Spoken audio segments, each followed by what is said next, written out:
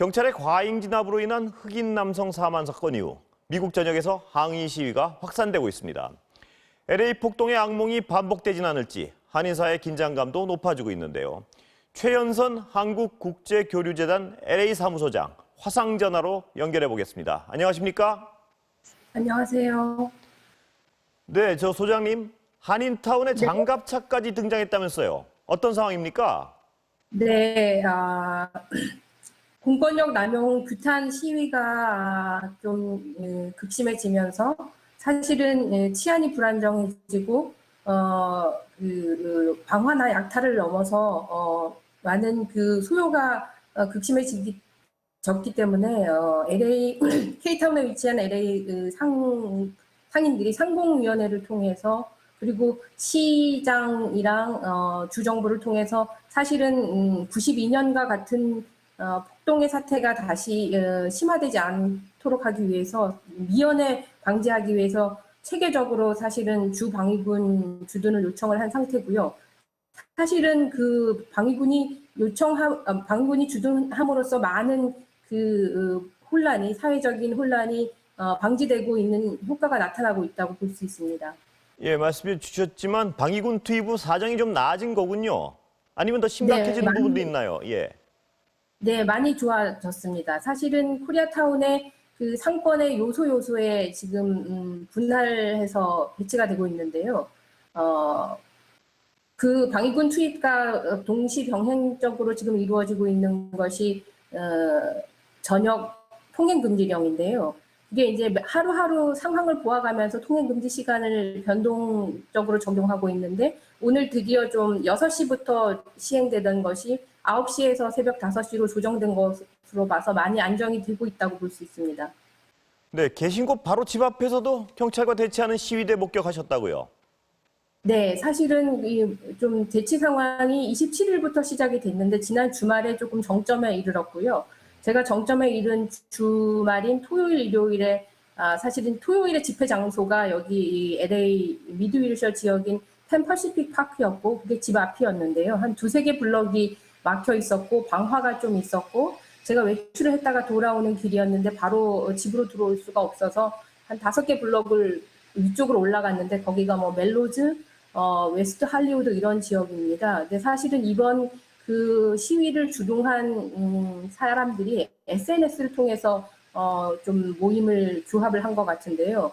기본적인 타겟이 지금 이 공권력 투입이 백인 경관에 의해서 이루어졌기 때문에 부촌이면서 백인들이 많이 거주해 있는 지역을 타겟으로 해서 집회가 이루어졌다고 볼 수 있고요. 언론에서 많이 다루어진 것보다는 사실은 조금 그 다음 날에는 바로 질서를 회복하는 어떤 그 사회 안정적인 탄력성도 많이 작용하는 것을 볼 수 있었습니다. 네, LA는 그 92년도에 이미 폭동을 경험하기도 했고요. 교민이 많이 거주하는 곳이라 걱정이 큰데 어떻습니까? 폭동을 겪었던 경험이 있는 교민들이 특히 긴장하는 것 같은데요. 네, 긴장 상태가 있고 사실 과거의 역사적 경험 때문에 좀 더 준비하는 모습도 확인이 되고 있어서요.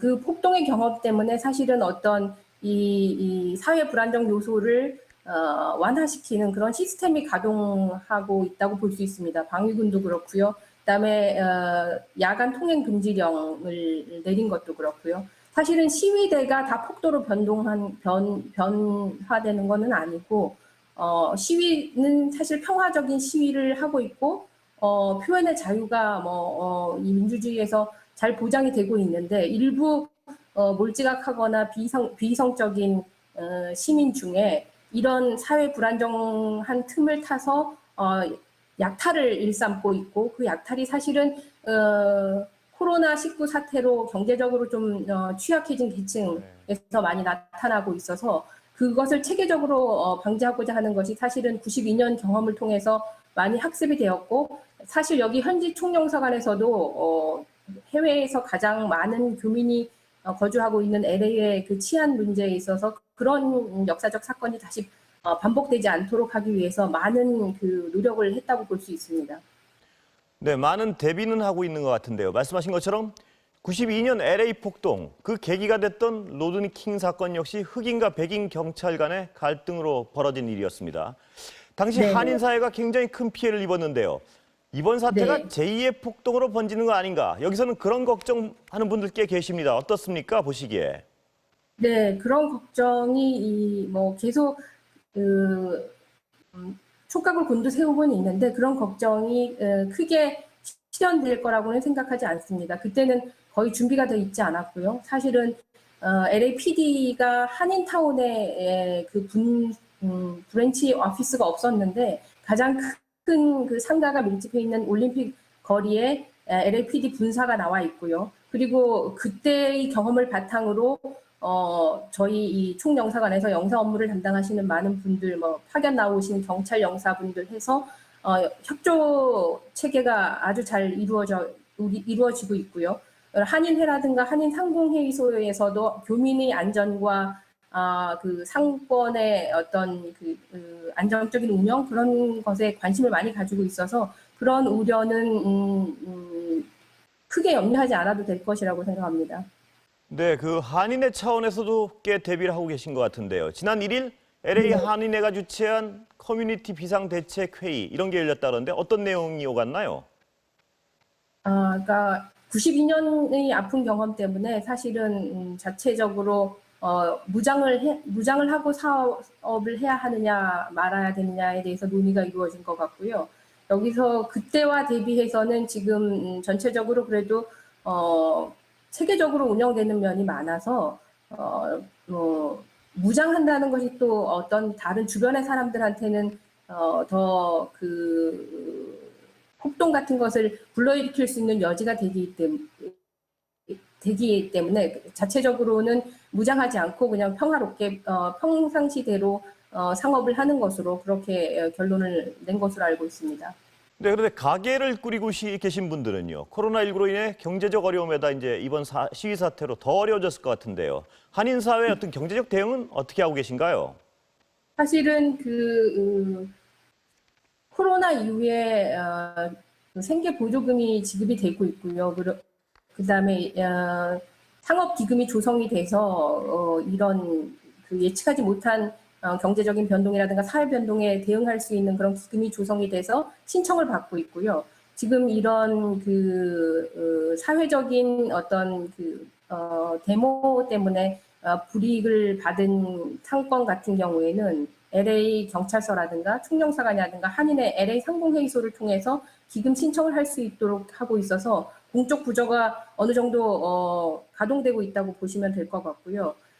조금 현실적으로 안타까운 것은 이 코로나 사태 때문에 장기간 재택 명령이 있어서 상가를 오픈하지 못하고 있다가 지난 주말 금요일하고 이번 월요일부터 오픈한 소규모 상인들이 많았는데 다시 이 소요 사태로 인해서 그리고 그 통행 금지령으로 인해서 조기에 그 가게를 마감해야 되는 그런 조금 현실적인 어려움이 있는 것으로 알고 있습니다.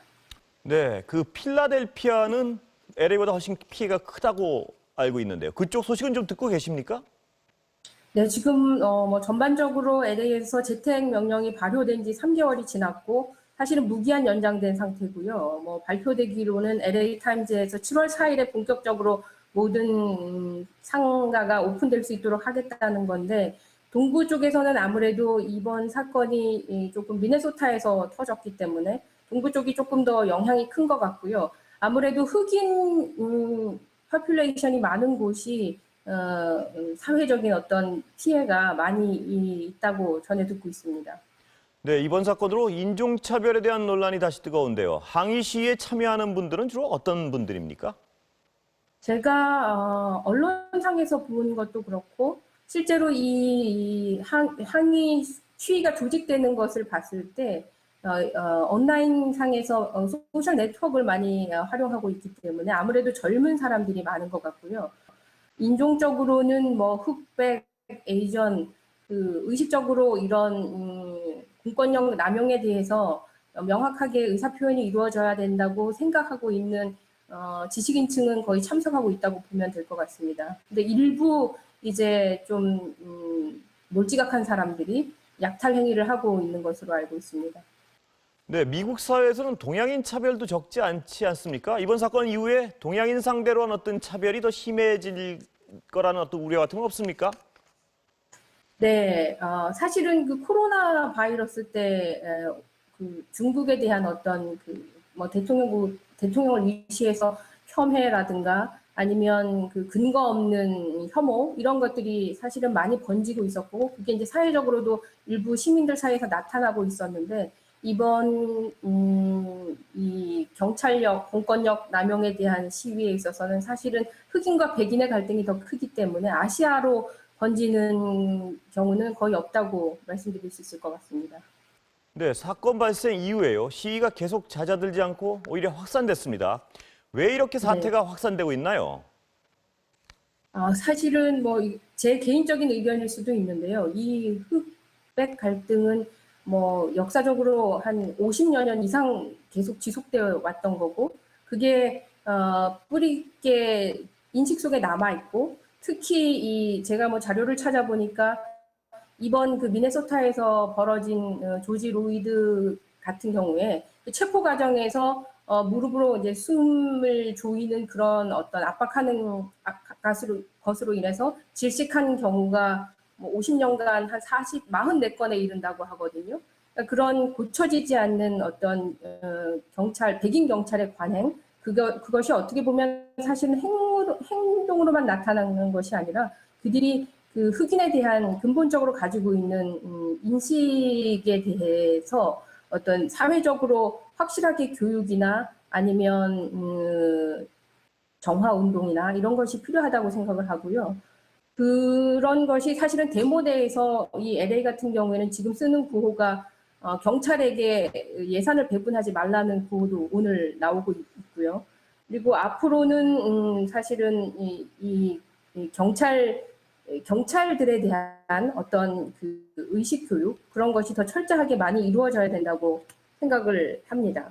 예, 소장님 마지막 질문 드리겠습니다. 트럼프 대통령의 대응이 더 사태를 악화시키고 있다. 이런 분석하는 분들도 계시던데요. 어떻습니까, 보시기에? 네, 뭐 여러 가지 현안이 있을 때마다 트럼프 대통령이 트위터를 통해서 어떤 개인적인 별로 그 리더십을 보여주지 그러니까 저 못하는 리포트 들어가자.